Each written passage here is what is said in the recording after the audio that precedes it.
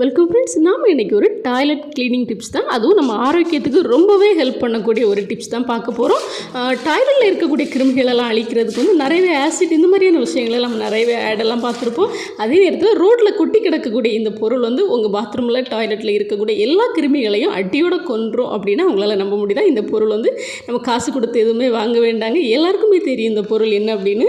ஒன்றும் இல்லைங்க, இந்த வேப்பங்கொட்டை தான். நம்ம வேப்ப மரத்துலேருந்து தொழியக்கூடிய இந்த வேப்பங்கொட்டையை வந்து நான் கலெக்ட் பண்ணி வச்சுருக்கிறேன். இதில் இருக்கக்கூடிய அந்த கசப்புத்தன்மை வந்து நம்ம டாய்லெட்டில் இருக்கக்கூடிய பாக்டீரியா, வைரஸ், நம்ம கண்ணுக்கு தெரியாத எல்லா கிருமிகளையுமே வந்து இது அடுத்த நொடியே இது வந்து கொன்றும்.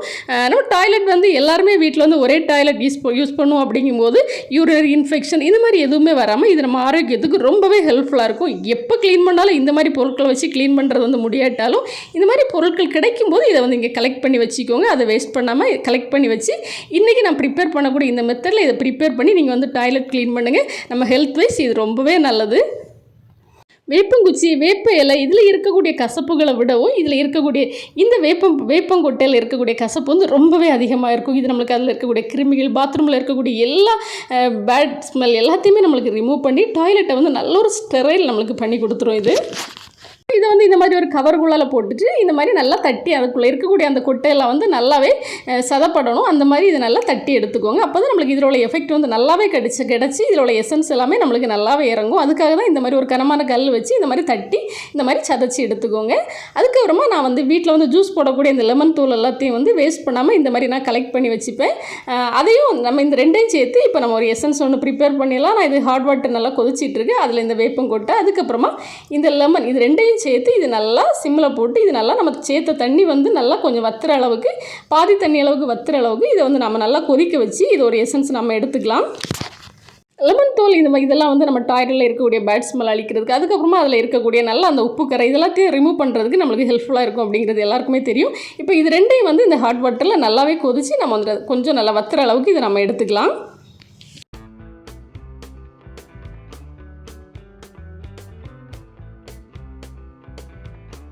இப்போ நம்ம வேப்பங்கொட்டை, அதுக்கப்புறமா அந்த லெமன் தோலில் இருக்கக்கூடிய எசன்ஸ் எல்லாமே நல்லா இறங்கி இந்த தண்ணி வந்து பாதி அளவுக்கு வத்திருச்சு. இப்போ இதை நம்ம வந்து தனியாக ஃபில்ட்ரு பண்ணி எடுத்துக்கலாம். இது ஃபில்ட்ரு பண்ணி எடுத்ததுக்கப்புறமா அதில் இருக்கக்கூடிய அந்த மீதி சக்கையிலையும் நம்ம வந்து தண்ணி ஊற்றி அதையும் நம்ம நல்லா பிசைஞ்சு எடுத்துக்கலாம். அதில் இருக்கக்கூடிய எல்லா எசன்ஸையுமே நம்ம வந்து வேஸ்ட் பண்ணாமல் அதை வந்து நம்ம எடுத்துக்கலாம். இது கொஞ்சம் மைல்டான சூடில் இருக்கும்போதே இதில் வந்து தண்ணி ஊற்றி இதை நம்ம பிசைஞ்சு எடுத்துக்கலாம். இது நல்லா ஆறிடுச்சு அப்படின்னா ஹார்ட் ஆயிரும். அதுக்கப்புறமா நம்மளுக்கு பிசைஞ்சு இதில் எசன்ஸ் எடுக்கிறது கஷ்டம். அப்படிங்கிறதுனால இந்த சூடாக இருக்கும்போதே அதில் வந்து கொஞ்சமாக பச்சை தண்ணி சேர்த்து நல்லா கையை வச்சு சூடு பொருட்களவுக்கு வந்ததுக்கப்புறமா கையை வச்சு இதை பிசைஞ்சு இதில் எசன்ஸையும் அது கூடயே சேர்த்துக்கோங்க.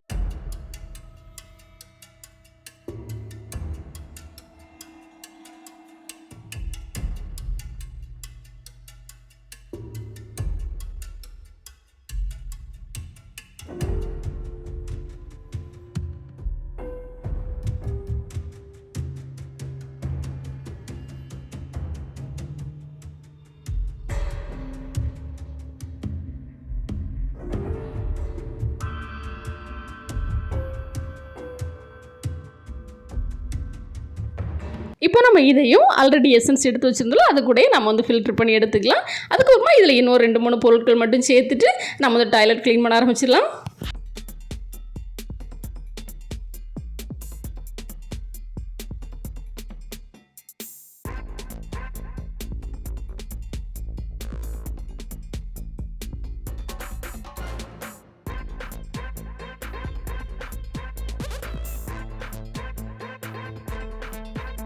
நம்ம வேப்பங்கொட்டை, அதுக்கப்புறமா லெமன் எல்லாம் சேர்த்து அந்த லிக்விட் இப்போ தயாராகிடுச்சு. இப்போ இது கூட என்ன சேர்க்க போகிறோம் அப்படின்னா, இது வந்து பேஸ்ட்டு பவுடர் தான். நம்ம பல்லு தேய்க்கக்கூடிய அந்த பேஸ்ட் வந்து பவுடராகவும் கிடைக்கும். அந்த மாதிரி கிடச்சிச்சின்னா சேர்த்துக்கோங்க. அப்படி இல்லைன்னா நீங்கள் வந்து பேஸ்ட்டே சேர்த்துக்கோங்க. இது வந்து நம்மளுக்கு ரொம்ப கலக்கிறதுக்கும் ஈஸியாக இருக்கும்.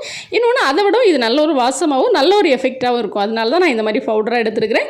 அதுக்கப்புறம் நல்லா நுர வரதுக்காக உங்ககிட்ட வந்து என்ன ஷாம்பு அவைலபிளாக இருக்கோ அதை சேர்த்துக்கோங்க. அப்படிலாம் நீங்கள் சீக்காத்தூள் இந்த மாதிரி கூட எடுத்துக்கலாம். நான் அதுலேயும் ஒரு 2 சின்ன பாக்கெட் நான் சேர்த்துக்கிறேன்.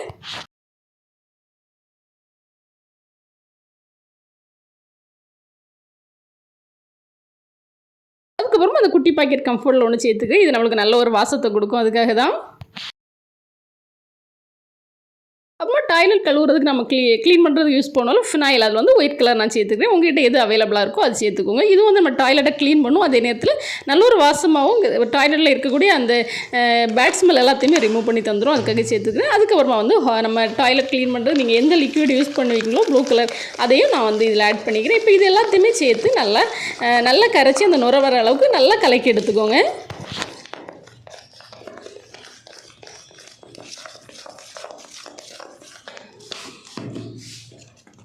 நல்லா கலக்கினதுக்கப்புறமா நம்ம எடுத்து வச்சுருக்கக்கூடிய அந்த லெமன் அப்புறமா அந்த வேப்பங்கொட்டை அந்த எசன்ஸையும் இது கூட ஆட் பண்ணி நல்லா கலக்கிக்கோங்க.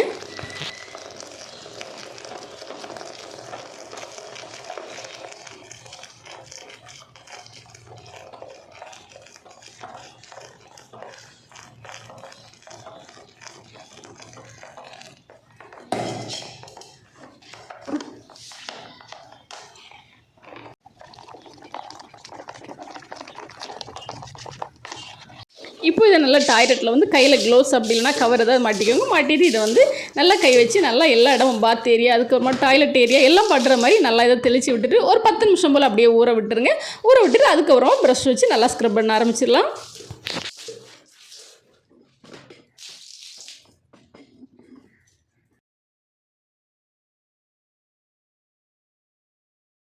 10 நிமிஷம் கழித்து எல்லா இடமும் நல்லா ஸ்க்ரப் பண்ணி விட்டுருங்க. அது நம்ம ஊற வச்சதுக்கப்புறமா 10 நிமிஷம் ஊற வச்சாலும் அதுக்கப்புறமா எல்லா இடமும் நல்லா ஸ்க்ரப் பண்ணிவிட்டு அதுக்கப்புறமா தண்ணி ஊற்றி நல்லா வாஷ் பண்ணிடுங்க. ஃபஸ்ட்டு இருந்ததோடவும் டாய்லெட் வந்து ரொம்பவே க்ளீனாக இருக்கும்.